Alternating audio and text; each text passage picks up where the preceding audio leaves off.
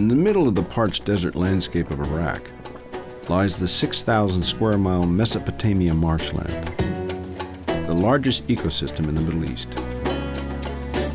These wetlands were once the childhood haven for Azzam Alwash. You'd go into this magical place,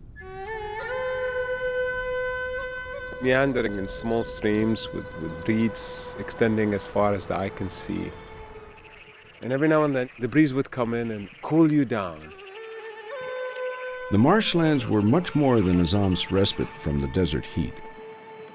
For centuries, they were the vital life source for 400,000 indigenous Sumerians. They built their houses without using a single piece of metal. Reeds upon reeds upon reeds upon reeds. And this is skill developed over thousands of years.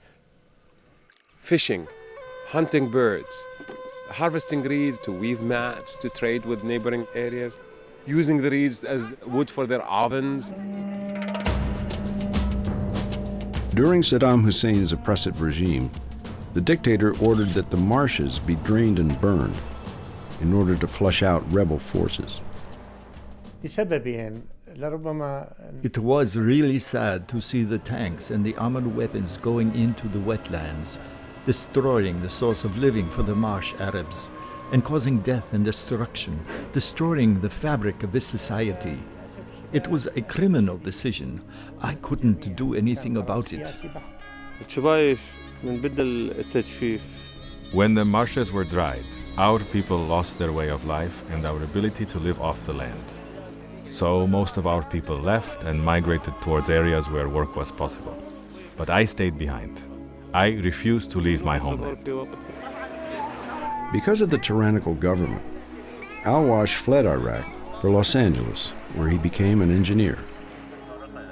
In 2003, after Saddam's fall, he returned to his war-torn country and set out against overwhelming scientific and political odds to bring the marshland back to its former splendor. Azzam worked with the marsh Arabs to plan for the sustainable restoration using his engineering and technical skills. I only helped in suggesting areas where breaches can be very productive, can allow for continuity of flow. And so, lo and behold, experts don't know diddly. Because within 6 months of introducing water, the reeds came back, the fish came with the water. Today, as we speak, 76% of the marshes that are possible to restore have been restored. The Iraqi people appreciate that Azzam began working so seriously on the restoration of the marshes at a time when that was extremely difficult,